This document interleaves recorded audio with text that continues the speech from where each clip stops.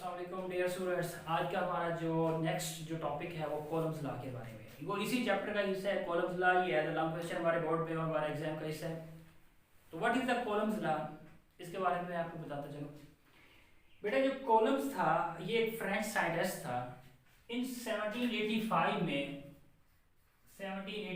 में उसने ये ऑब्जर्व किया कि जो चार्जेस हैं, जो मोस्ट इंपॉर्टेंट बात यह है इसके अंदर, कॉलम्स ने चार्जेस की बात की थी जिनका साइज कम था, 1 कॉलम था, बड़े साइज की चार्जेस की बात नहीं कर रहा था। यानी कि पॉइंट चार्जेस, वो कह रहा है कि ये स्टेशन चार्जेस हैं, क्योंकि हम स्टेशनरी चार्जेस की बात कर रहे हैं जो एट रेस्ट पोजीशन में, जो स्टैटिक हालत में है, जो इलेक्ट्रोस्टैटिक क्योंकि रिलेटेड है इसी से, तो हम उनकी बात कर रहे हैं जो स्टेशनरी चार्जेस हैं। कहते हैं इनकी जो फोर्स ऑफ अट्रैक्शन और रिपल्शन है, क्योंकि ये लाइक चार्जेस रिपेल कर रहे हैं और अनलाइक चार्जेस अट्रैक्ट कर रहे हैं। The force of attraction or repulsion between the two charges is directly proportional to the product of the magnitude of their charges and inversely proportional to the square of the distance between them.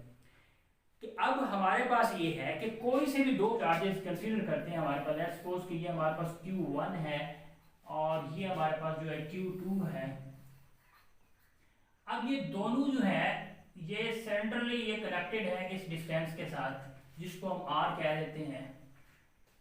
अगर तो ये like charges होंगे, एक जैसे होंगे, तो definitely क्या करेंगे, एक दूसरे को रिपेल करेंगे। अगर ये अनलाइक चार्जेस हैं तो एक दूसरे को ये अट्रैक्ट करेंगे। दोनों फोर्सेस उनकी नेचर के ऊपर डिपेंड कर रही हैं, ठीक है। तो ये अट्रैक्ट भी कर सकते हैं एक दूसरे को और ये एक दूसरे को क्या कर सकते हैं, रिपेल भी कर सकते हैं उसी फोर्स के साथ। अब हमने ये कहा कि अकॉर्डिंग टू कॉलम्स लॉ कि ये जो फोर्स ऑफ अट्रैक्शन और रिपल्शन है, जिसको कॉलम फोर्स कहते हैं बिटवीन द टू चार्जेस, ये जो फोर्स है ये डायरेक्टली प्रोपोर्शन है to the product of the magnitude of the charges.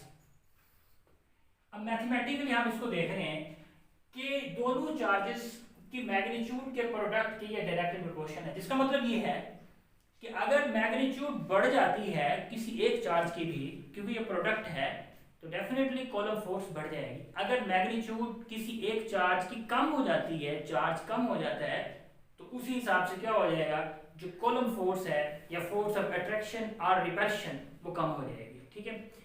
Second ये है कि ये जो डिस्टेंस है ये मोस्ट इंपॉर्टेंट है। अगर ये डिस्टेंस बढ़ता है, अगर इसको हम ज्यादा कर देते हैं, चार्जेस दूर हो जाते हैं, तो फिर क्या हो जाएगा, फोर्स ऑफ अट्रैक्शन और रिपल्शन भी कम हो जाएगी। अगर ये डिस्टेंस कम हो रहा है, ये चार्जेस करीब हो रहे हैं, तो फिर फोर्स ऑफ अट्रैक्शन और रिपल्शन बिटवीन द चार्जेस वो इंक्रीज करेगी। तो इट मींस कि ये जो डिस्टेंस का ये जो रिलेशन है फोर्स ऑफ अट्रैक्शन और रिपल्शन से, वो इनवर्सली प्रोपोर्शनल है और ये इसके स्क्वायर का कॉलम्स के मुताबिक हमने लिखा है। It's okay.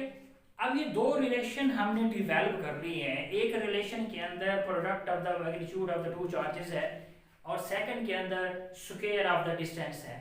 अब ये डायरेक्टली रिलेशन है, ये इनवर्सली रिलेशन है। डायरेक्टली प्रोपोर्शन का मतलब होता है कि एक क्वांटिटी वन साइड वाली इंक्रीज करेगी तो सेकंड जो क्वांटिटी है वो उसी रेशियो के साथ, उसी प्रोपोर्शन के साथ वो इंक्रीज करेगी। अगर ये डिक्रीज करते तो वो भी डिक्रीज करेगी। बट इनवर्सली का जो रिलेशन होता है ये ऐसा नहीं होता कि अगर एक क्वांटिटी बढ़ रही है तो दूसरी कम हो जाएगी, अगर पहली कम हो रही है तो दूसरी वाली ज्यादा हो जाएगी। तो ये इसका रिलेशन था। अगर हम दोनों इक्वेशंस को कंबाइन करते हैं तो हम ये देखते हैं कि F proportional to Q1 Q2 divided by R का स्केल। अब ये हमारे पास आ जाता है। अब अगर इसको फर्दर हम लिखते हैं, प्रोपोर्शनैलिटी साइन को खत्म करने के लिए इक्वल लगाएंगे और कोई कांस्टेंट जिसको हम यहाँ पर K कह देते हैं, Q1 Q2 divided by R का स्केल। तो इस तरह से जो कॉलम फोर्स बनती है वो है F is equal to K Q1 Q2 बटा R का स्केल। अब जो हमारे पास ये जो K है इसको कांस्टेंट कहते हैं। ये जो कांस्टेंट है इसकी प्रॉपर वैल्यू होती है और ये डिपेंड करता है किसके ऊपर, ये मीडियम के ऊपर डिपेंड करता है। मीडियम मीन्स कि किस मीडियम में चार्जेस जो हैं वो एग्जिस्ट कर रहे हैं। मीडियम कौन सा है, अगर तो मीडियम है हमारे पास air, in case of air, air medium है, तो उस वक्त इसकी जो कीमत है, इसकी जो वैल्यू है सॉरी, वो हो जाएगी आपके पास 9 × 10⁻⁹। अब यूनिट कहाँ से लेंगे, मैंने पहले आपको बताया हुआ, इधर से लेंगे और ये बनेगा न्यूटन मीटर स्क्वायर पर कॉलम का स्क्वायर। तो इस तरह से 9 × 9 न्यूटन मीटर स्क्वायर पर कॉलम का स्क्वायर, इस के जिसको हम कांस्टेंट कह रहे हैं, ये कॉलम कांस्टेंट है, ये वेरी कर रहा होता है, ये चेंज होता है बाय चेंजिंग द मीडियम। जैसे जैसे मीडियम चेंज हो जाएगा उसी तरह से इसको भी हम चेंज करेंगे। But in case of air, अगर एयर मीडियम है तो उस वक्त ये इसकी वैल्यू है जिसको हम कांस्टेंट कह रहे हैं। तो इस तरह से हमारे पास जो कॉलम्स लॉ है ये हमें ये बताता है कि किस तरह से magnitude of the charges change करने से कैसे कॉलम फोर्स या फोर्स ऑफ अट्रैक्शन और रिपल्शन चेंज होती है, और दूसरा जो पैरामीटर है उनका डिस्टेंस, किस तरह से चार्जेस का डिस्टेंस चेंज करने से किस तरह से उनमें जो फोर्स ऑफ अट्रैक्शन और रिपल्शन वो चेंज होती है। तो इस तरह से आपने इसकी डायग्राम बनानी है, इसकी पहले डेफिनेशन लिखनी है जो मैं बता रहा हूँ आपको, और इसकी एक्सप्लेनेशन करनी है। एक्सप्लेनेशन के अंदर ही आपने क्या कर देना है, ये सारी मैथमेटिकल फॉर्म लिख देनी है।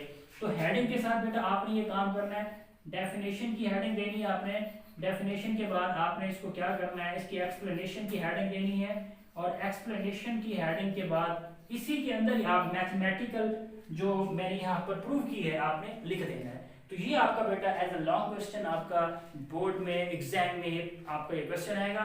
उम्मीद करता हूँ आप इसको याद करेंगे। अल्लाह आपका हामी और नासिर।